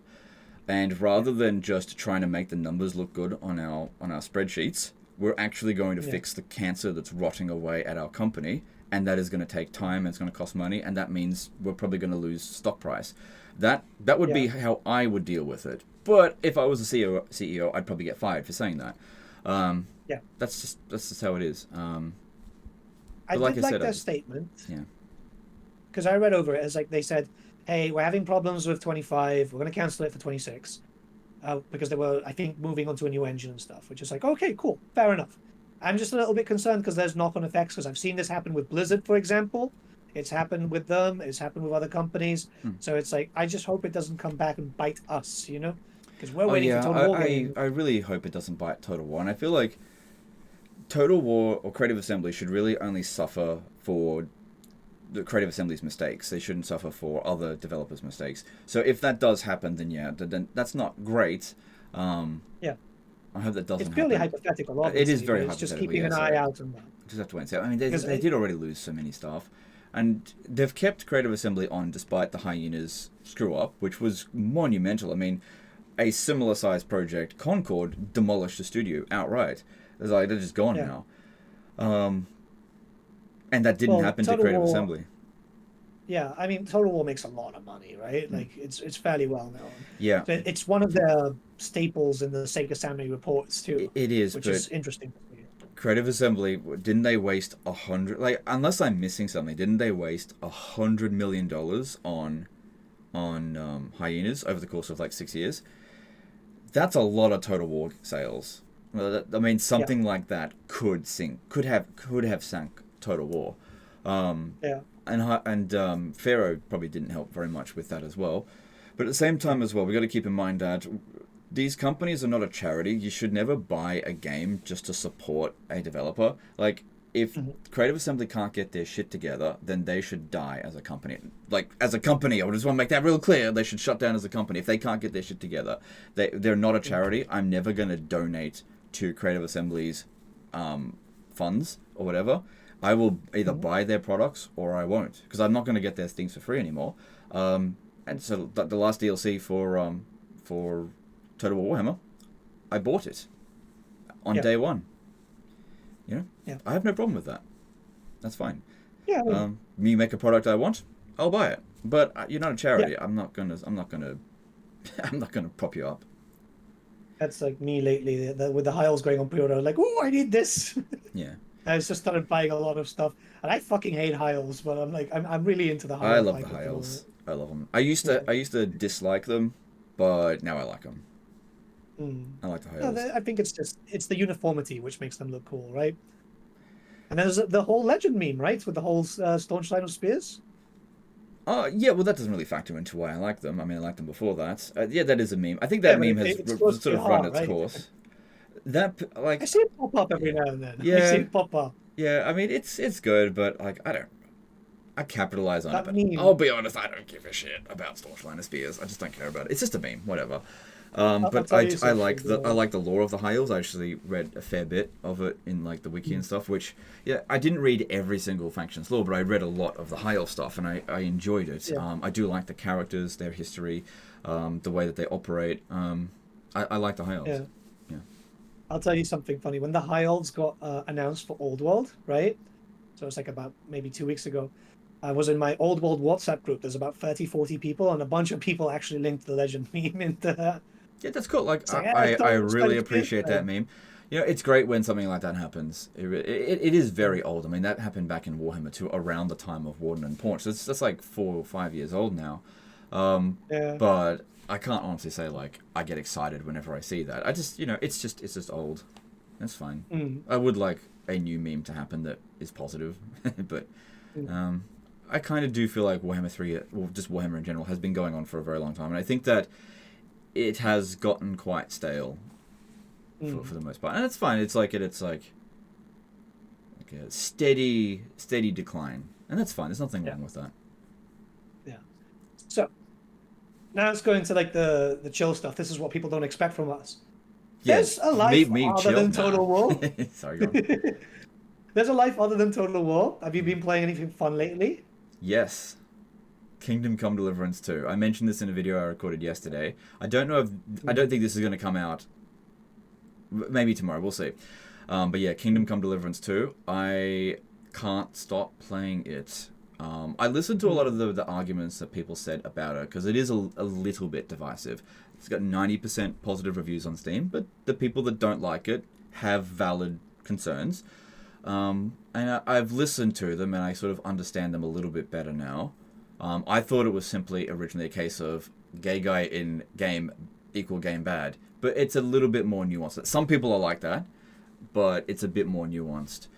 I think a lot of people are actually upset with the main developer for how he's behaved on social media, which I didn't follow him on social media, and I didn't know about that stuff because I also don't care.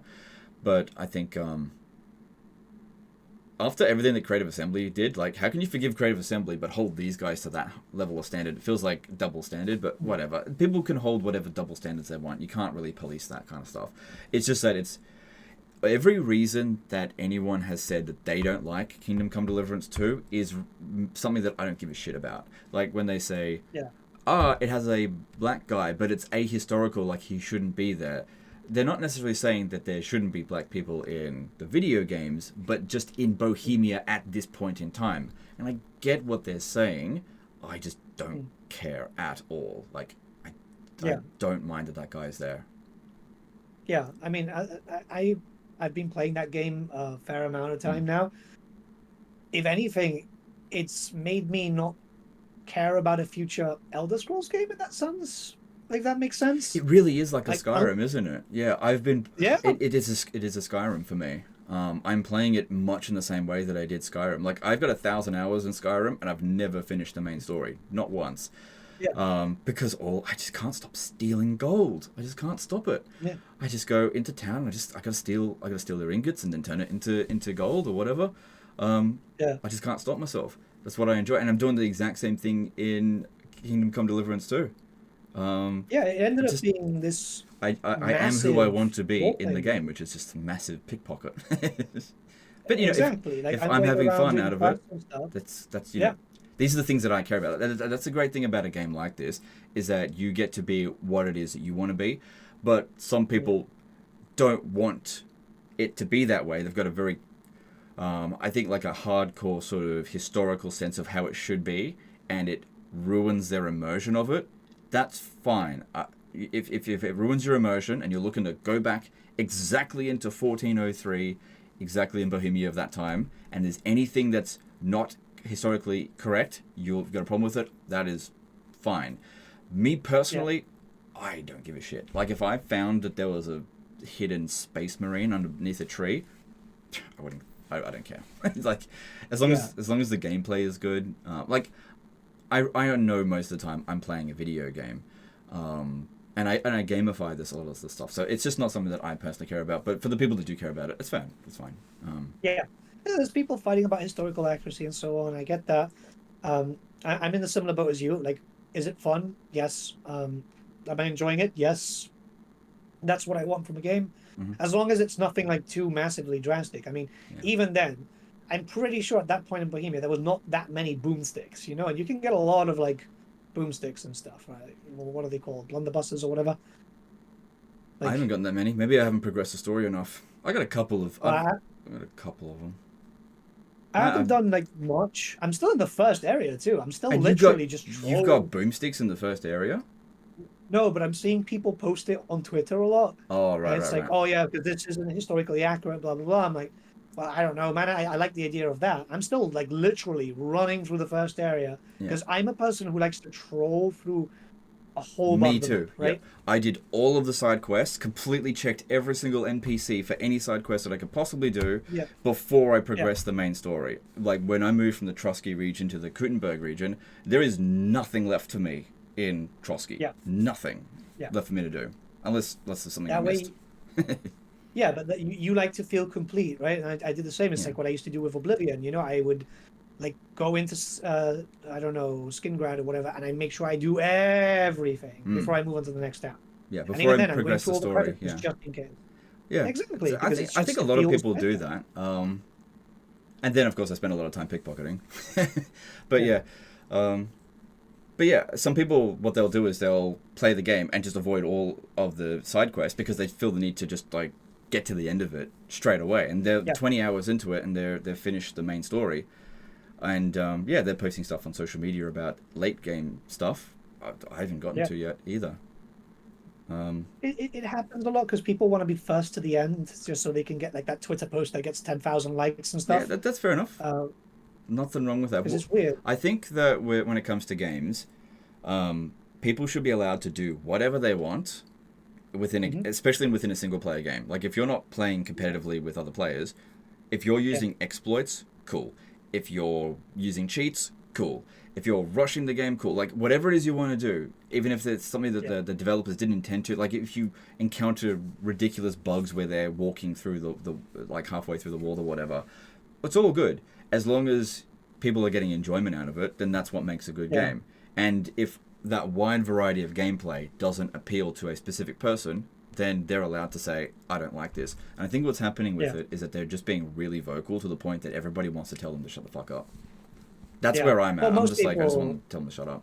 Like, they're allowed most people that to were feel bitching about Kingdom Come most people that were bitching about Kingdom Come have now started bitching about Avowed, I think, Okay, they're because moving that's on. really That's great. Yeah. yeah, Yeah.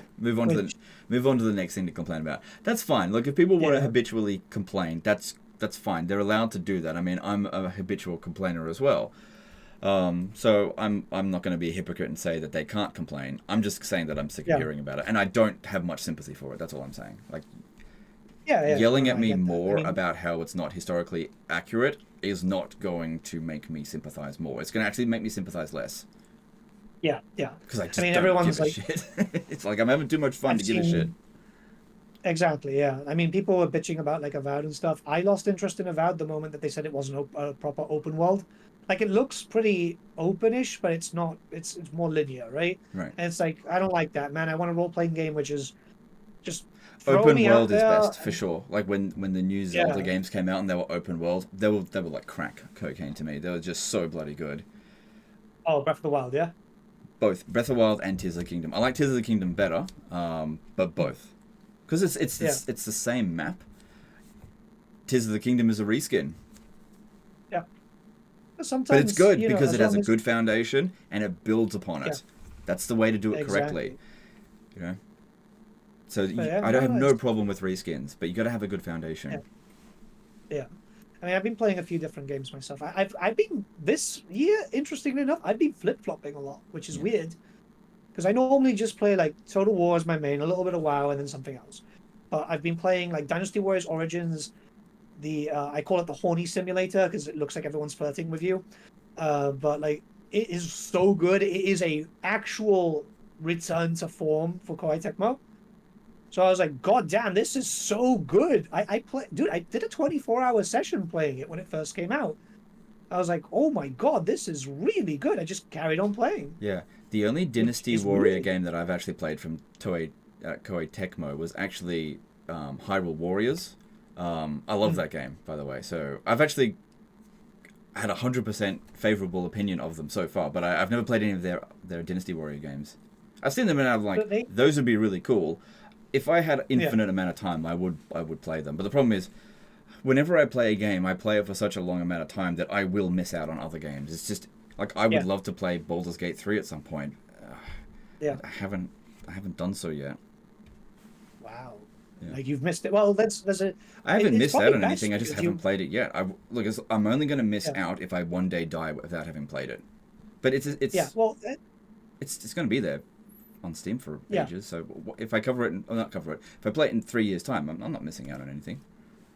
No, no, but I was going to say it's probably best that you've waited so long because they're doing that last final big patch with a bunch of new subclasses. So you Mm. get even more to choose from, you know? It's Right. actually really good. Yeah. And they've added a bunch of Yeah. stuff and changed dialogue and so on, which is nice. Yeah.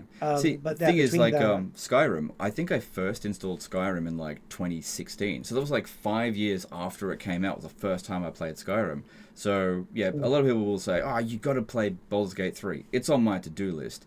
Um, the thing is, there's other things that will have priority. So with Kingdom Come Deliverance 2, it might have been something that I didn't buy initially, but there was a yeah, really good sponsorship on offer, so I prioritized it. yeah, And yeah, now that I'm playing it, I'm just going to keep going until I finish. yeah. This No, sort of that's a thing. good If I thing. had a sponsorship And they've for got like Baldur's Gate expansion 3, I would have plans. played it, but I was not Yeah, offered one. Which is fine, I'm yeah. not mad about that. No, but like, no, I totally get it. I mean, I've been flip-flopping is between that, Dynasty Warriors. Europa Universalis has a Warhammer Fantasy mod, Hmm. and it's brought out all the tisms in me, right? I have been playing that. Like, after like we're done here, I'm gonna likely play EU4 because Mm-hmm. it's so good. And dude, the mod gets an update like once a week. It released in December. It's had 50 something updates so far, Wow, okay. like adding extra content and so on. The Yeah, guy is modding is huge. And also Sky Oblivion yeah, is coming this year, isn't it? Or next year? It's is it? I think so. I think it's coming I've this lost year. track, man. Sky Oblivion. So I've it's like honestly lost 11 track. years in the making or something. It's actually coming, apparently. So Well, imagine there's what those that's big gonna. rumors. There's those big rumors, and they look pretty legit that there's going to be an Oblivion remaster remake thing coming out. So if that comes out, they'll knock out the Knowing Oblivion people. Todd Howard, okay, it's gonna be Oblivion, but for the Switch too. But it'll just be Oblivion Oblivion. Skyrim engine. Yeah, Oh Oblivion. No, my no, it'll god. be Oblivion on the Oblivion engine, for Switch 2. It'll be exactly the same as Oblivion, with more bugs. But we'll see. We'll see. Me, man. Bethesda is another one that's not in great favor right now. I'm definitely rooting for Elder Scrolls 6. We will see when it comes out in 2030. Why do they announce these games 10 years before they come out? I don't get it. Wasn't there? Didn't something get announced around that time and they were like panicking? I don't know. Maybe they just want to like take some of the blunt piece, off of Starfield, I guess. No, back then that wasn't the Starfield issue. That was that was 76. Oh, Fallout That was 76, yeah. 76. Well, didn't they mostly fix 76 for the most part? It feels great now, honestly. It's really, really good. I haven't I played enjoy it, but I just hear about it every now and again. Because I remember it was like at launch, everyone hated it. But whenever I hear about it now, people say it's great. So they fixed it eventually, I guess, which is the problem is it was a scam at launch, essentially, because the problem is Todd Howard loves to talk, right? He's a salesman. It's the same thing with he is He's a salesman, and he believes his own bullshit, and that's fine. It makes for great memes. Did you see the it was like an AI generated him being honest about Starfield? Oh, it's such a good video. I think they did an AI voice of him. Instead of him totally glazing the game, he's like, "We're aiming for a solid 7 out of 10 IGN sort of thing." And it was just like, if Todd Howard was honest kind of video, but it was like AI generated. It was really, really popular. Yeah, it's very funny. I'm gonna find that. But yeah, he totally believes his own bullshit, and that's fine. Yeah. I mean, he's a salesman. That's what they do. In order to be a salesman, you have to believe your own bullshit, and it is what it is. Yeah, I think though that Kingdom Come coming out has brought out a new standard for RPGs. So like Elder Scrolls 6 needs to be amazing, right? Whenever it comes out, if we're still alive, maybe we've both died of old age, Like at this point, it doesn't seem like it's coming anytime soon. See this here? This came about. Yeah, in like X-Men 1 when Rogue got the grey hair because of the machine or whatever. When the launch of Warhammer 3 came out, my beard just went grey along here. This here is the launch of Warhammer 3. I've had this grey area for 3 years, and it hasn't spread. That's what a bad launch does to us. It's like just like streaks of grey that never goes away. Yeah. The stress is never fun. When I first started on YouTube, I was 25, and people would be like, "Oh my god, you look so young!" And now I show up, and everyone goes like, "Oh my god, Legend looks 50." I was like, "Yeah, I've aged badly." Yeah. But it happens because this type of job is really unsociable, right? I don't think a lot of people take that into account. It's very unsociable. You miss out on a lot of stuff. You're basically not, in some cases, you're just not eating well and stuff because you've got so much to do, especially during I don't suffer it too much during DLC drops. Yeah, sure. I do a lot of content during the DLC drop, but I do what's it called, meal prep and so on, right? Mm-hmm. But the old world drop, that was out of fucking nowhere, and I'm doing 3 fucking videos a day, going, "Oh my god, I'm dying." Yeah, yeah. I know what it's like to work an 18-hour day for a very long time. Yeah, it takes a toll. But that's one of the reasons why I've sort of stopped live streaming for now. Is I feel a lot healthier. I've actually lost a lot of weight. If you go back and if you watch one of my last live streams, you will look at my face now and look at it then. My face looks fatter then. Yeah. I mean, I don't have 100 pounds to lose, but I have lost some weight, just a bit. I want to lose a little bit of weight. Yeah. The official Warhammer cosplay stuff is coming soon, and I want to fit into an Avaland uniform, but I gotta lose a little bit, bro. But yeah, no. With all that being said, honestly, we honestly, I think we've seen some very good games. We've seen some awful games released. And let's end today on a really bad note. Let's talk about Civ 7. oh yeah, we forgot about that. Yeah, I wanted to leave it to last. You called me for that. Yeah. He called me randomly. He's like, "Hey, do you want to talk about it?" I was like, "Okay, yeah." And he started telling me about the game. I'm like, "Oh my god!" So yeah, let's talk about Civ 7. So I think I spoke about it a little bit yesterday in a video that I made. But yeah, oh my god, Civ 7. That is the Warhammer 3 launch, but for Civilization. And it's so interesting from an outside perspective. Like, I hate the fact that this happened because I like Yeah. Civilization games. Yeah. It would have been the greatest thing ever for them to make a great Civilization 7. I would have made a lot of money if they did that because I would have done the sponsorship. But it's not what happened, you know? Anyway.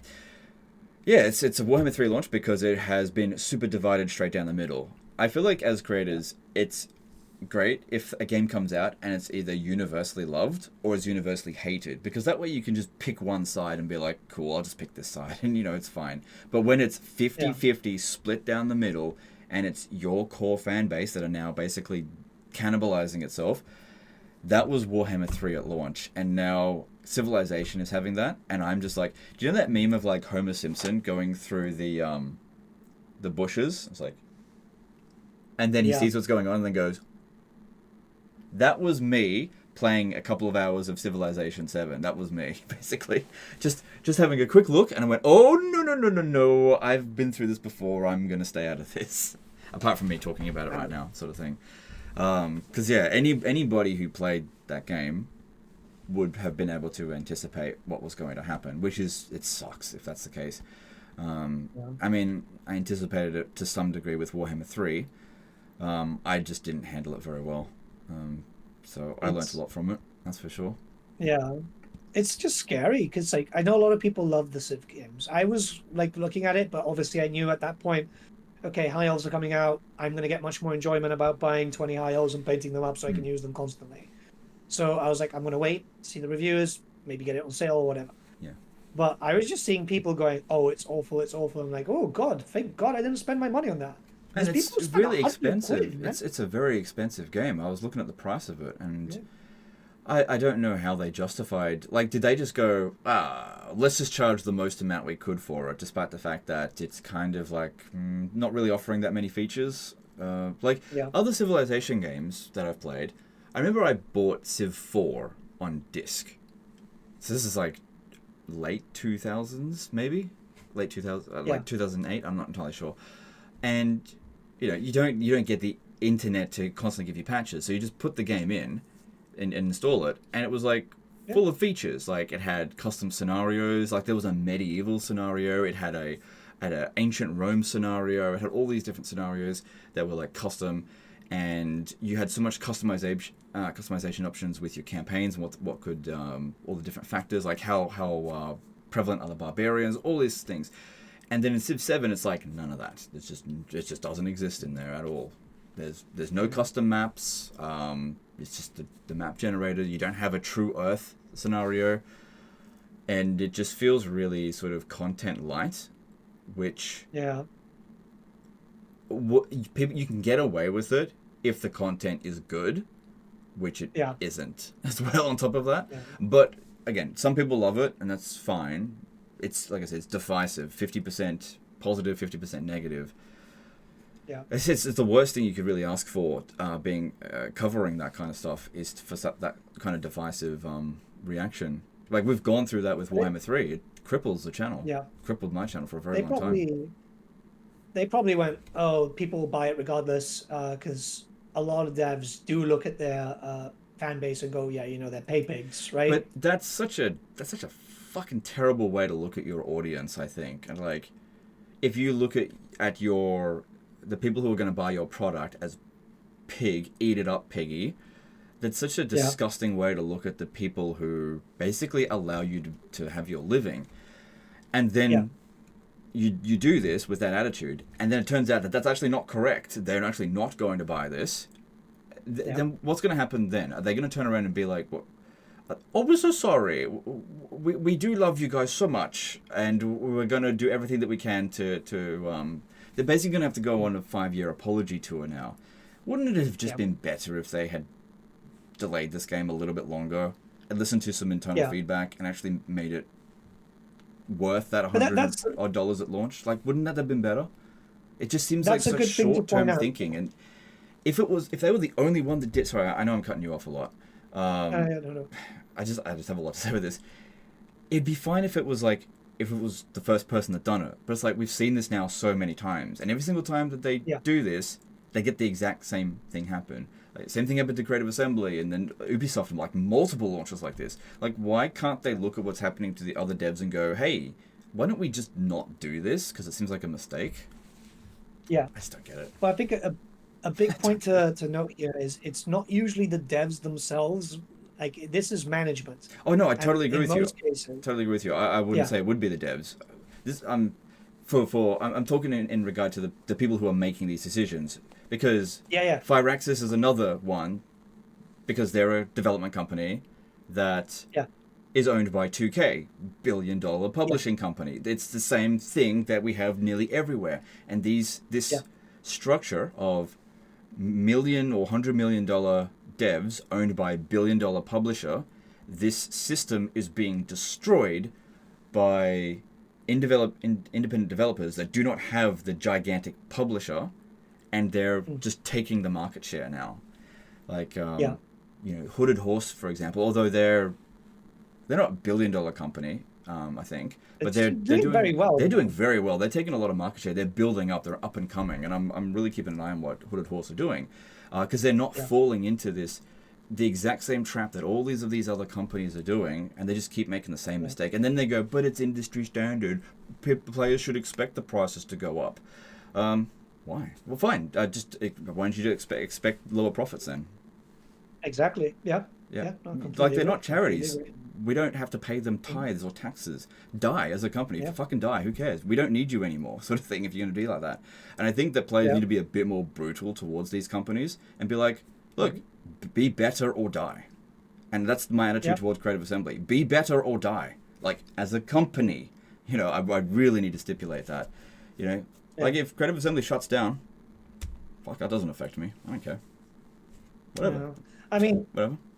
If our access shuts down, I don't care. Sorry, you talk now. I was like, I've got. I always worry about that because, like, I'm not invested in Creative Assembly as the company. Yeah. But I am invested in Creative Assembly as in, there's devs I consider friends, right? Yeah. There's people who are clearly very passionate about those games, and I want them to succeed. Right? Because there's people I'd say I'm fairly close to, and I don't want to wake up one day and see a message going, "Hey, I got laid off" or something. Because that scares me, dude. That fucking scares me. Yeah, of course. We all like to care about our friends. The thing is, with me personally, is that I have no friends at Creative Assembly. None. So I can detach myself from that. I just don't know anyone on a personal level at Creative Assembly.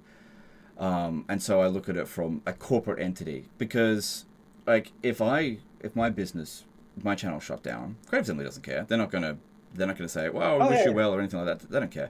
Why should I care about them more than they care about me, sort of thing? I care about Creative Assembly the exact same amount that they care about me. None. And I have no problem with that. That's fine. At least it's mutual now. Yeah. No, I totally get that. Get that. Don't get me wrong as well. Just, I am rooting for them. I just no longer care if they fail. Like, I'm not gonna be there to pick them up. Yeah, I mean, you can see other games that you can see, and you go, okay. I will just move on. We had a good run with Total War. It's over. If that is the case, I'll just move on. It's fine. It's not the end of me. Yeah. For me, it's like I'm interested in very little things, man. I've got this WoW, I guess, in the tabletop, and I don't want to be a WoW content creator because, like, everyone and their mother's doing WoW content, and like, it's oversaturated. The Total War stuff, I love playing Total War. I wish that there was more reason to cover it, because I'm making less videos lately, and that's because I think everyone is making less Total War videos. I mean, you got, like, Heir of Carthage is taking like a 5 month, 6 months hiatus now. Like, I'm learning a bit of this as well. Sometimes, like, when you're in your 20s and you don't have that much going on, and you're, like, just in university, then you're gonna play loads of Total War, especially if that was the time of Rome Total War, right? Rome 1. Yeah. Or Warhammer 2, for example. But if you're in your 30s, approaching 40s, and you've got family, and like, when I think about it, because you can only allocate so many activities based on time. When I think about doing a 6-hour live stream, I go, why would I do that now? I would much rather not do that and have more time to spend with my family. and just do a disaster battle instead. So that's just how I'm sort of prioritizing time, and I think that a lot of other creators are doing that as well, because we're like the Total War creators are aging, like they're getting older, and they're not being replaced by newer, because that's usually the way things go. Like actors get old, and then their roles are replaced by new people.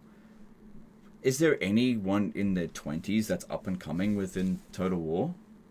Like in their early 20s even? I don't know if there is. Maybe I'm just not paying any attention. No idea. But I keep in my own little circle. I chat to the creators that I like chatting to, and most of the time, like I'll tell you what, since Old World released, I've been taking a step back. I'm like, fuck it, so man. I have want I. to play with my toys.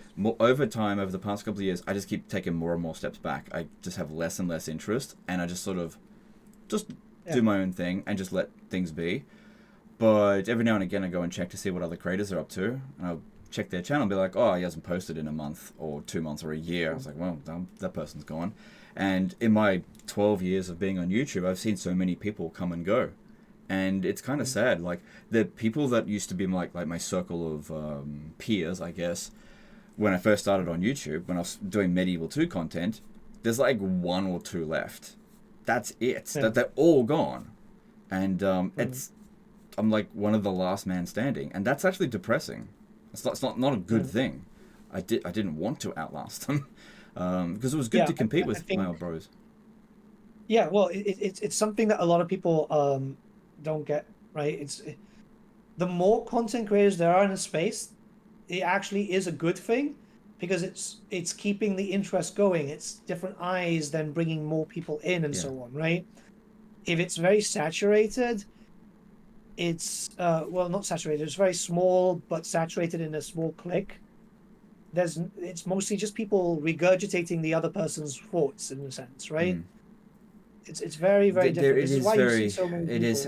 I think it has started to become a bit more cliquey. And this happens, and I think the partner program has a lot to do with it. Whatever. But yeah, there's not. I feel like there's fewer YouTubers covering Total War these days, and those that do are less enthusiastic about it.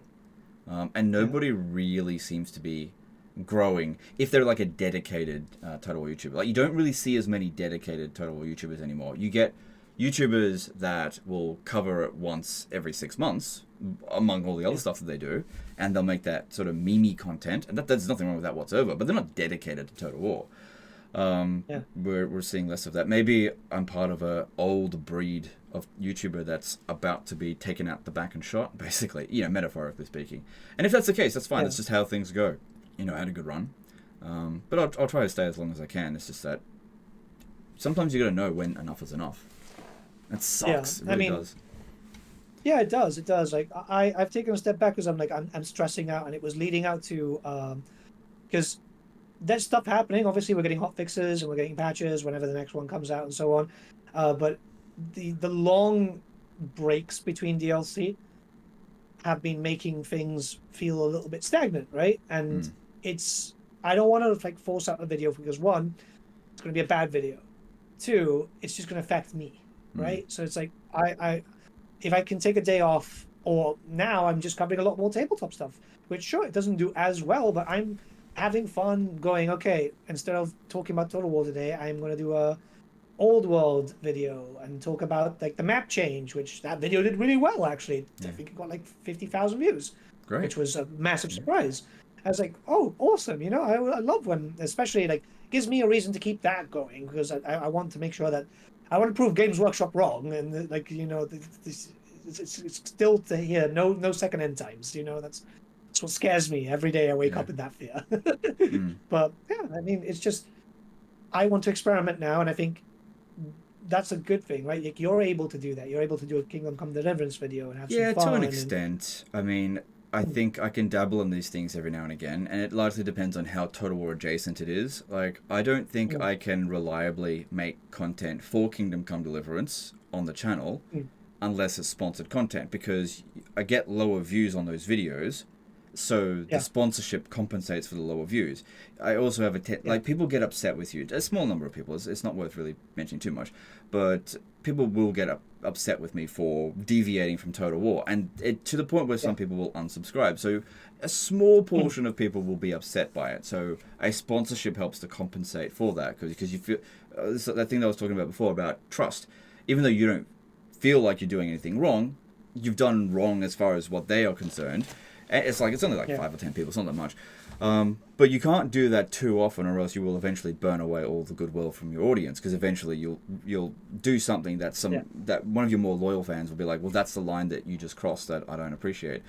So I've always got to be careful with it. And again, with the Civilization 7 thing, I knew that was I could not take that sponsorship, because that would have been real bad in the long term for the channel. Yeah.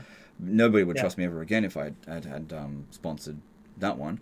That sucks, because I like Civilization. It sucks to walk away from it, but you just can't put your name to that, something like that. And it is what it is. But I can't do too much outside of Total War unless I drop Total War entirely. Like I said, I'm committed to Total War throughout the end of Warhammer 3. And when it comes to the end of Warhammer 3, I'm expecting that to be 40k. If 40k does well, I'm sticking around. Let's go, baby. Hopefully better days up ahead. I'm ready for round 4, whatever it is, Get out of the slump. But if it's another Creative Assembly launch, it just right after launch, and it's like divided audience, I'm not sticking around to fight for it anymore. That'll be I'm done. I'm checking out. I've had a good run. Dropping Total War from the name of the channel, and I'll just walk away, and I'll do something else. I'm not going to be done on YouTube, but I'll do something else. And what I go towards, I might completely fail at, but you won't know until you try. Because, like I say, one door closes, another one opens. Because I can't really try that until Total War. Until that happens, until I walk away from Total War, I can't dedicate myself to anything else. There isn't enough time. See, I've always just tried to push myself to be like a Warhammer channel, right? So I cover a little bit of everything. I do a little bit of Talk-Tal. My main thing is I just really like Warhammer. I wouldn't be so heavily tattooed with Warhammer tattoos if I didn't, right? Well, so it's like, I'll do a bit of everything, and I do want to cover more Total War. If a historical comes out, Med-free, I will cover Med-free. I really want a Med-free. But my main thing is always going to be Warhammer. I know some people don't like too much when I do, say, for example, every now and then I do different types of content, right? I do like an interview with C7 for the role-playing stuff. I like that stuff, so I want to put it in my channel. Yeah, and I think you do need to do content that makes you feel good every now and again, or else take it from somebody who has done nothing but one thing for a very long time. You will burn out if you do that. And my biggest problem is that I don't realize I'm burning out until I've completely crashed out. I'm like, oh my god, I really should have taken a break like 6 months ago. Yeah. And everybody's been saying for ages, you need to take a break. I don't recognize it until it's way too late. So if you can do that before that happens, that's great. And some viewers aren't going to appreciate that, but you need to do what feels right for you. Exactly. Especially when you are your own boss. You're in control of that stuff. And when you were saying things like you just like to cover Warhammer, I actually love to cover Total War in general. I don't want to be just on one Total War game.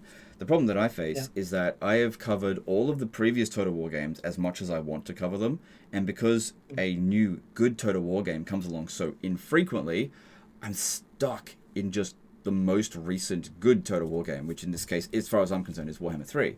I would have loved to have covered Pharaoh if Pharaoh wasn't completely worthless. So it is what it is.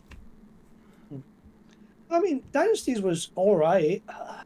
Yeah. Sorry, when I say worthless, I mean from a business point of view. There was no way it was going to be sustainable on the channel. So I'm not going to invest any time or resources into something that had no hope of providing any value for me. Like I'd already, I knew that like I could probably play Pharaoh and think it's okay if every other Total War game didn't exist. But the problem is there's loads of Total War games that do exist, and I can just think of so many better Total War games that I'd rather play. So I don't like when I go to a restaurant, I don't order the fourth thing that is my favorite food. I don't order the thing I'm fourth most hungry for. I always order the thing I want the most. And Pharaoh is just never going to be the thing that I want the most. And I think that's something that Creative Assembly has not realized, that when they make a new Total War game, it should be the thing that people crave the most. Otherwise, just play the old games. Why not? They're still there. Yeah, yeah. No, I totally get you. I totally get you. But with all that being said, I think we Yeah, should long call video. it Okay. here. Yeah. It's a very long one, Yeah. and I am needed somewhere soon. Yeah, fair It's enough. one of those things where I'm double booked for everything. There's a tournament happening in Spain, and I've been going to see it. And it's like, oh yeah, they need me there because they need an LTO, and oh god, I love the old world tournaments, but they take a lot of fucking time, bro. It's Yeah. 8 a.m. until 11 p.m. Yeah. It's fun. It's Yeah. fun. Don't get me Time-consuming wrong. thing I'm for me right now beautiful. is being a dad, and I couldn't be happier about that. Like, I've taken a fair few steps back from the channel, and I'm happy about that because, like, I think the channel's still doing fine. Yeah, no, We're far from the peak. Peak was like 5 years ago now. But yeah, I'm spending my time doing what I want to do, which right now is being a dad, and I couldn't be happier with it's it. important. Some people aren't going to appreciate that I've like stopped live streaming, but priorities change. It just is Yeah. what it is. And you know what? I'm not coming back to live streaming anytime soon. Probably I might not ever Yeah. do another Warhammer 3 live stream. That might be a possibility. Like, Yeah. I got no reason to do one. It just is what Yeah. it is. It sucks. Oh well. Yeah. But with Anyway. all that being said, that is episode 2. Yeah. Cool. We had some Fun positive one. things to talk about, some negative things to talk about. It's a mixed can of things. But I hope that Yeah. those of you guys who watch this are entertained by it one way or another. And feel free to, discuss with it, disagree with us, Yeah. whatever. It's all End good. of the It's day. all. Feel free to ask questions for the next one as well. But yeah, Yeah. mostly hope that you guys have enjoyed it. So yeah, Cool. everyone. And we'll see you next time. Later, guys.